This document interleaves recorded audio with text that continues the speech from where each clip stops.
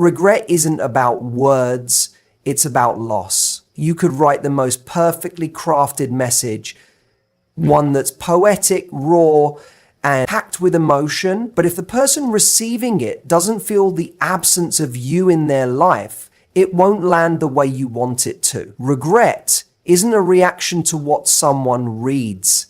It's a reaction to what they experience.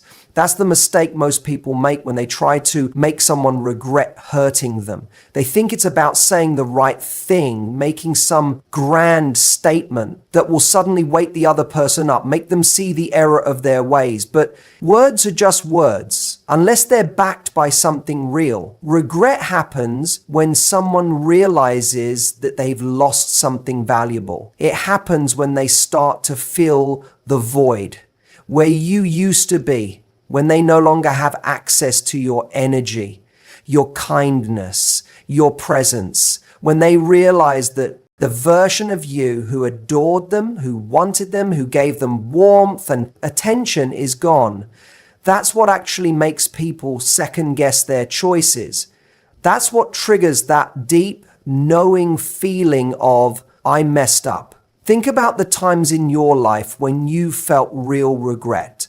Was it because of something someone said to you, or was it because of something you felt? A moment when you realized that something you had taken for granted was slipping through your fingers. Maybe it was a relationship where you thought you had more time, only to realize too late that the other person had moved on. Maybe it was a job opportunity you didn't appreciate until someone else took it. Maybe it was a friendship you neglected until you found yourself feeling lonely. Regret isn't intellectual, it's emotional, and it's triggered when a person starts to feel the consequences of their actions. Why sending an emotionally charged message, one filled with pain or resentment, usually doesn't have the impact you hope it will. If anything, it does the opposite. When you pour out your feelings in a way that suggests you're still waiting for them, still hurt by them, still holding on to the past, you confirm to them that they haven't actually lost you because you're still engaging. You're still giving them access to your emotions. And if they know you're still emotionally invested, then they don't have to feel the full weight of losing you. They don't have to face the reality of what life without you actually looks like. But when you step back, when you go quiet, when you actually start to move forward, in a way that's not about trying to get a reaction, but about genuinely reclaiming your energy. That's when regret starts to settle in.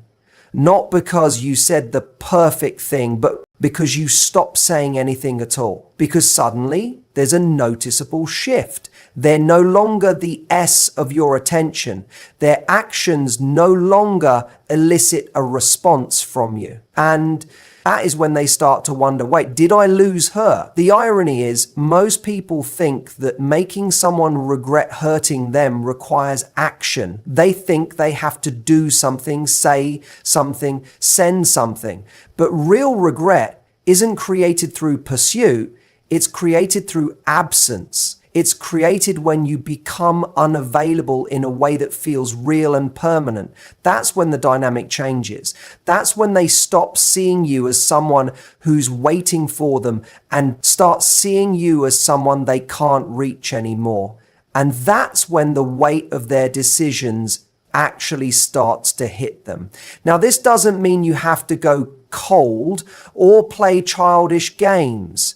It doesn't mean you have to be bitter or pretend you don't care. It just means you have to let reality speak louder than any words ever could. You have to allow your absence to communicate what words never will. And this is where most people struggle, because stepping back means letting go of control. It means trusting that the right person will feel the impact of losing you without you having to make them feel it.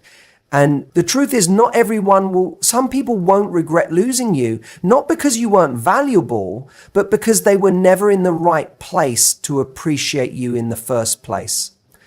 And that's something you have to be okay with, because the ones who are capable of deep regret are also the ones who are capable of deep love. If someone doesn't miss you, if they don't feel your absence, if they don't experience that internal shift where they realize, oh no, I let something good slip away, then they were never going to give you what you deserved in the first place. So if you really want someone to regret hurting you, stop chasing that moment. Stop searching for the right words. Stop thinking that one text is going to flip a switch in their mind. Instead, focus on yourself, on your own energy, your own growth, your own happiness, because the real power move isn't in making someone regret losing you. It's in becoming the version of yourself that never has to convince someone of your worth in the first place. And if they do regret losing you, if they do start to feel that absence, then let them sit with it. Let them feel the weight of their choices, because if they truly value you, they'll do more than just regret it. They'll show up differently. They'll fight for you. And if they don't, then the only regret you should care about is the regret they'll feel when they realize far too late that you were never waiting for them to figure it out. If there's one thing people underestimate when they're hurt, it's the power of silence. When someone wrongs you, when they hurt you, betray your trust, or walk away like you were replaceable, your instinct is often to correct them, to make them see what they lost, to shake them into realizing that they made a mistake. And so what do most people do? They send long texts. They try to appeal to logic. They list all the ways they were good to this person, hoping that the sheer weight of the truth will be enough to spark regret. But here's what you need to understand. Regret doesn't come from being told you made a mistake. It comes from feeling it. People don't regret losing someone because they read a message explaining why they should. They regret it when they start to feel the absence of that person in a way that disrupts their world. And nothing creates that feeling more powerfully than silence. When you choose silence instead of reaction, you shift the entire dynamic. You go from someone seeking validation to someone who is the validator. You signal without a single word that your value is not up for debate. And that's what gets under someone's skin. That's what makes them start to second guess themselves, because suddenly they're left alone with nothing but their own thoughts. And that's a far more powerful consequence than any emotional message you could ever send. Think about the times in your life when you've experienced real loss. It's not the moment someone tells you they're done that hurts the most. It's when you realize that their presence is truly gone. It's when you look around and see the empty space where they used to be. That's when regret sets in. That's when the mind starts racing with what if, and did I mess up, and can I fix this? But for someone to feel that they have to be given the space to feel it, if you keep inserting yourself into their world, reminding them of your presence, even in a negative way, you protect them from that discomfort. You become a buffer between them and their own feelings. This is why silence is so effective. It forces the other person to face the consequences of their actions without you having to do anything. No explanations, no justifications, no attempts to convince them of what they lost. Just space. And space creates contrast. Contrast is everything in human psychology. People don't realize the value of something until it's no longer there to take for granted. We do this with relationships, with friendships, with careers, with everything in life. When something is constant, we get used to it. It becomes background noise. But when it disappears, when the rhythm of our life changes, that's when we wake up to what we had. This is exactly why chasing someone or continuously engaging with them after they've hurt you delays their ability to feel regret. Because if you're still there arguing, explaining, waiting, they don't feel the contrast. They don't feel the shift. They don't feel your absence. And if they don't feel that loss, they don't get the chance to miss you. This doesn't mean you have to be cold or shut yourself off from emotions. It doesn't mean you have to pretend you don't care when you do, but it does mean that you have to resist the urge to seek closure in the form of reaction. Because true closure doesn't come from what they say, in response to you. It comes from you deciding that you don't need their response at all.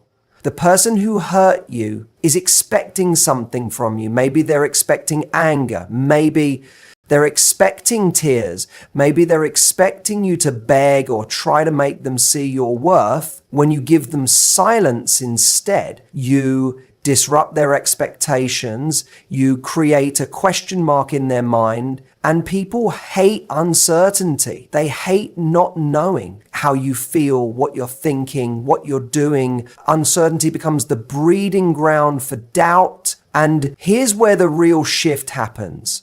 When you choose silence, you don't just make them question losing you, you make them question themselves. Because suddenly they're no longer getting external validation from you. They no longer have proof that they had an effect on you, that they still hold power over you. And without that, they're left alone with a thought that becomes harder and harder to ignore. Did I make a mistake? That's when regret takes root. That's when they start to feel the emotional consequences of their choices. And if they do realize they messed up, if they do come back, it won't be because you convinced them to, it will be because they felt it. And that's the only kind of regret that actually changes behavior. But here's the truth. Sometimes they won't come back. Sometimes silence will reveal that they were never capable of valuing you in the first place. And that's a painful reality to accept, but it's also a gift because it frees you from wasting more time on someone who was never meant to hold a place in your future. So if you truly want someone to regret hurting you, resist the urge to hand them that realization on a silver platter. Let them sit with their own choices. Let them feel the weight of your absence. And most importantly, let yourself move forward with the kind of grace and self-respect that makes it clear you were never waiting for them to realize your worth. They were simply too blind to see it. If you really want someone to regret hurting you, you have to understand a fundamental truth about human nature. People don't value what they don't have to work for. When you keep chasing after someone who hurt you, when you keep explaining why they were wrong or trying to get them to see your worth, you're actually doing the opposite of what you think you're making it easier for them to move on. Because every time you reach out, you're reinforcing the idea that they can have access to you, no matter how they treated you. And if they know they can still reach you, if they know they haven't really lost you, then they never get to experience the full weight of that loss. Regret is not born from words. It's born from realization, and realization only happens when someone is forced to feel the consequences of their actions. If they don't feel that loss, if they don't feel your absence as something real and irreversible, then they don't have a reason to question their choices. Think about it this way. When you're used to having something readily available, whether it's a person, a privilege, or even a habit, you don't think much about it. It becomes part of the background, something you assume will always be there. It's only when it's gone, when you suddenly have to go without it, that you start to really appreciate its value. This is why people take things for granted until they lose them. And this is why you cannot make someone regret hurting you by continuing to offer them your attention, your energy, or your emotions on demand. One of the biggest mistakes people make when they've been hurt is feeling like they need closure from the person who hurt them.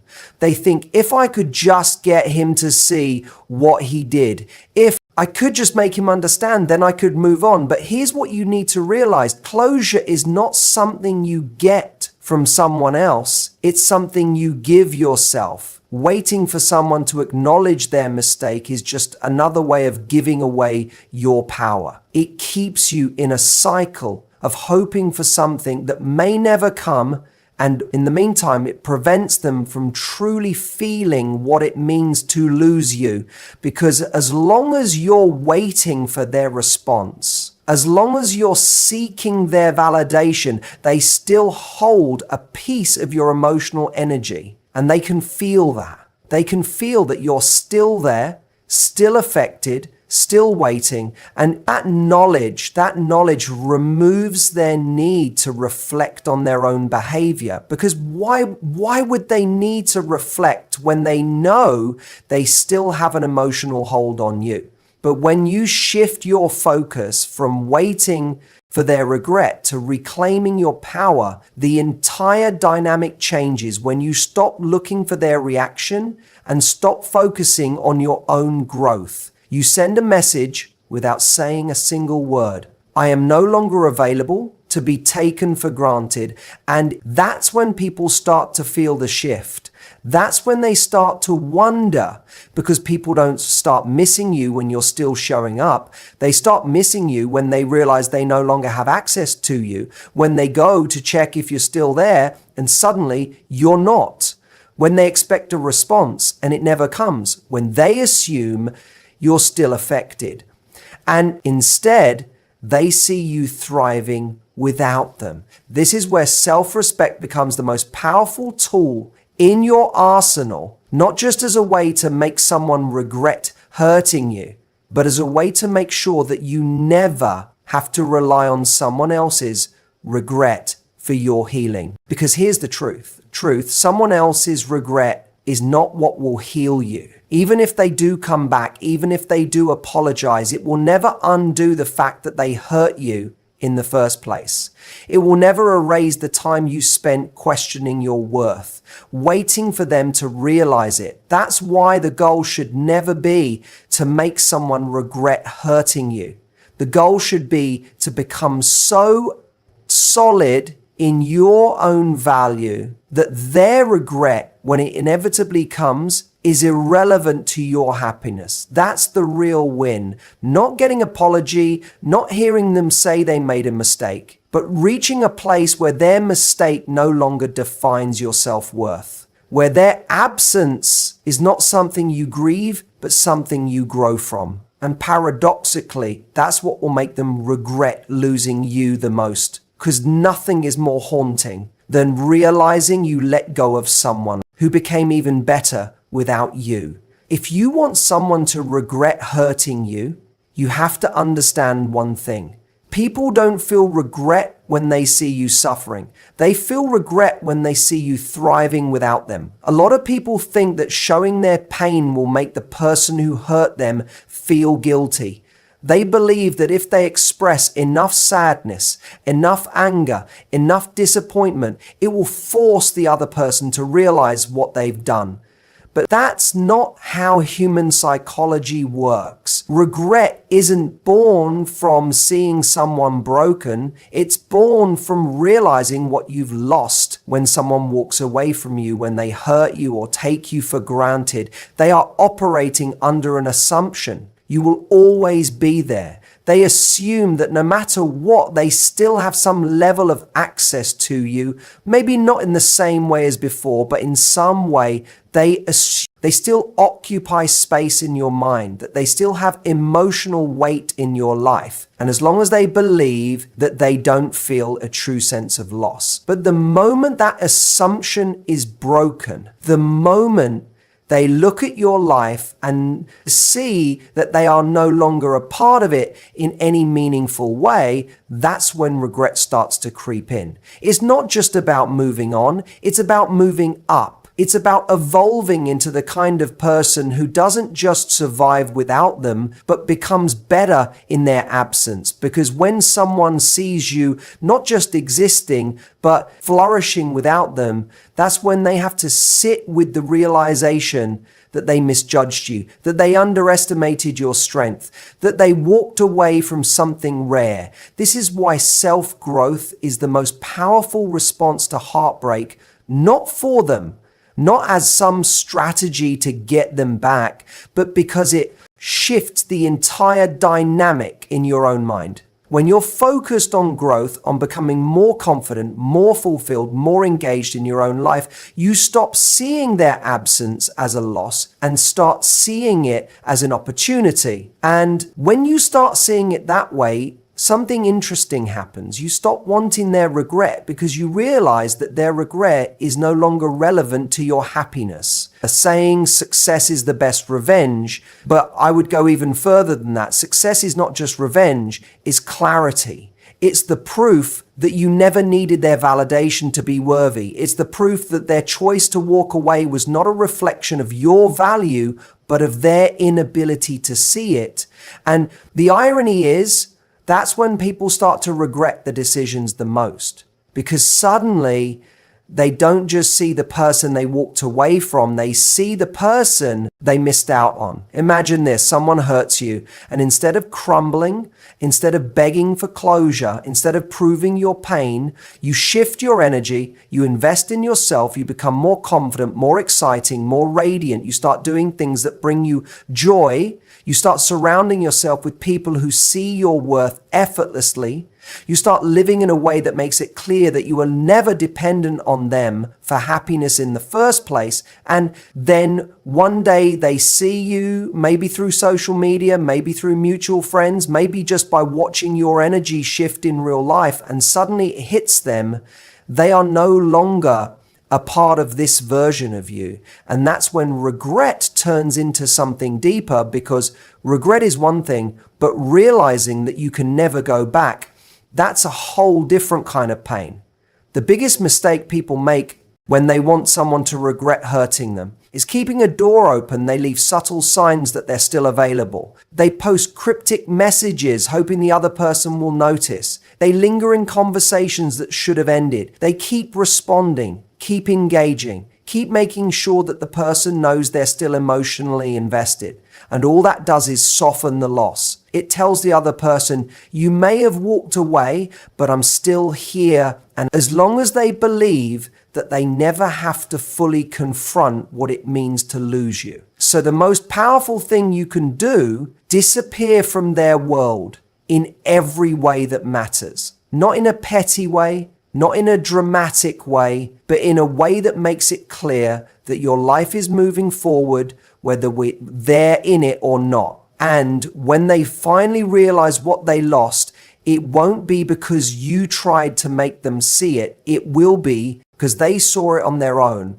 And by then, it will be too late. One of the most powerful things you can do after someone hurts you is to show them, not through words, not through confrontation, but through your actions, that they miscalculated, that they expected one outcome, but reality gave them something entirely different. Because here's the truth. When people hurt you, they are making a bet, a subconscious one, but a bet nonetheless. They are betting that their actions won't come with real consequences. That even if you're upset, even if you react, even if you express your disappointment, they won't truly lose you. That over time things will smooth over and they'll still hold some level of significance in your world. And most of the time that bet pays off.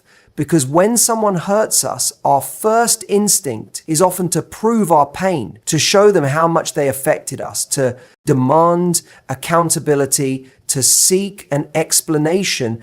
And ironically, that reaction actually gives them what they want: relevance. Because as long as someone knows they still have an emotional grip on you, they don't fully feel the weight of their actions. But what happens when the outcome they expected never arrives? What happens when they look up and to realize that instead of being consumed by them, you have outgrown them, that the version of you they hurt is not the version of you that exists today? That's when regret starts to settle in, not as a fleeting thought, but as a deep, grim realization. Because what people truly fear is not your anger, it's your indifference.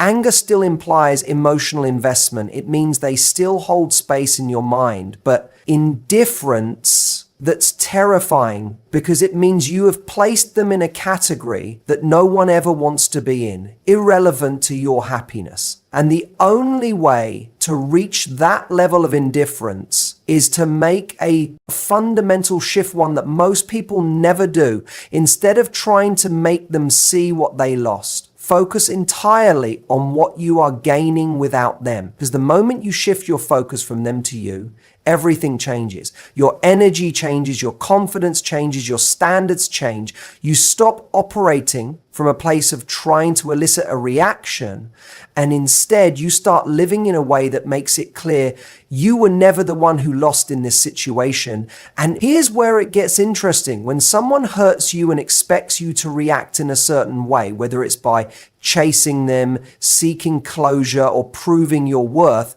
and instead they see you thriving in a way they never anticipated, they start to experience something powerful, discomfort with the way they handled things, because now they're forced to sit with a reality that their actions did not just hurt you, but cost them something valuable. And that's when the weight of their choices starts to sink in.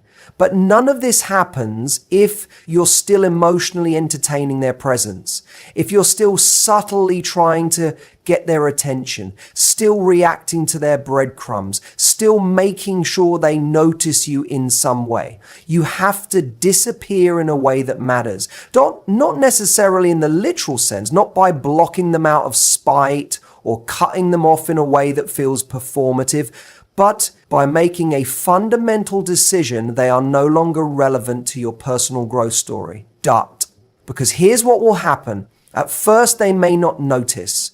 They may think they're just upset. They're just playing hard to get.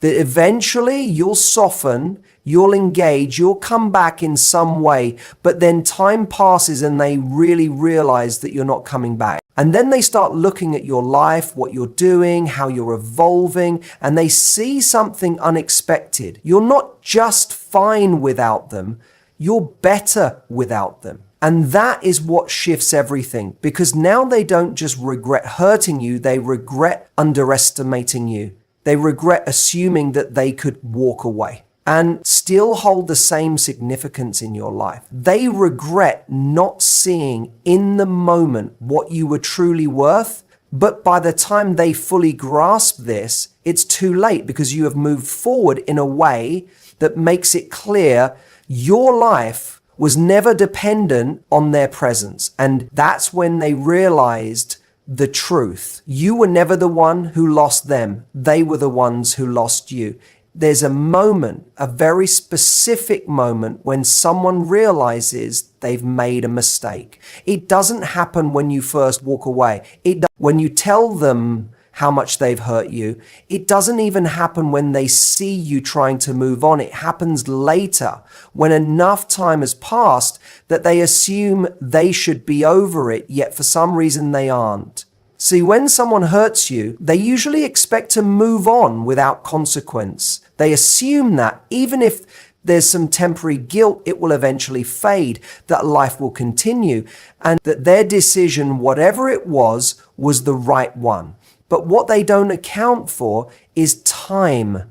Time has a funny way of revealing things people don't see in the moment. At first, they might feel relief. They may feel a sense of control, a sense of validation, but then gradually something starts to shift, because here's the truth. Time doesn't just make people forget. It also makes them realize. And what they begin to realize is you are not where they left you. The version of you they knew, the one they took for granted, the one they expected to always be there, doesn't exist anymore. You have evolved and they have stayed the same. And that is what starts to eat at them. Not just the idea that they hurt you, not just the thought that they made a mistake, but the realization that they no longer have access to you in the way they once did. Because if there's one thing people underestimate, it's the power of absence. Most people think attraction is built through presence, through being around, through engaging, through staying on someone's radar. But sometimes the most powerful thing you can do is remove yourself completely. Because when you disappear, something happens in their minds that they don't expect. They start filling in the blanks. They start wondering what you're doing, how you're feeling, whether you're thinking about them at all. And as that curiosity grows, it turns into something else, regret. because now they're not just missing you, they're realizing that you no longer need them in the way they once needed you to. And that's terrifying, because when someone assumes they can hurt you and still maintain a sense of importance in your life, they feel powerful. But when they realize that their absence hasn't left you broken, it's left you better, they feel something they never expected: powerless, powerless over the outcome, powerless over your emotions, powerless over the narrative they thought they controlled. And it's in that moment that they start to panic. That's when they start looking for ways back in. They might test the waters with a casual message, something seemingly harmless, just to gauge your reaction. Or they might reach out with nostalgia, bringing up an old memory, reminding you of the good times, hoping it will trigger an emotional response. Or if they're truly desperate, they might try to evoke jealousy, posting things designed to make you react subtly, trying to pull you back into their world. But here's the key: none of that matters, because by the time they realize what they've lost, you have already won. You have already done the one thing they never expected you to do. You have moved on without them, not just externally, but internally. And that's the part they weren't prepared for. Because deep down, they assumed they would always have a place in your heart, that no matter what happened, there would always be a part of you that longed for them, that waited for them, that hoped for their return. But instead, what they find is a version of you who is stronger, happier, and completely indifferent to whether they come back or not. And that is what breaks them. Not your anger, not your sadness, not even your silence, but the fact that their presence no longer affects you in the way they thought it would, that they are now just a chapter you have already finished reading. And that's when they truly start to feel the weight of their choices, because while they were busy assuming they could replace you, they didn't realize that you were becoming irreplaceable. And by the time they understand that, it's too late, because you're not just someone they miss, you're someone they will never have the same way again. And that is the kind of loss that time doesn't heal.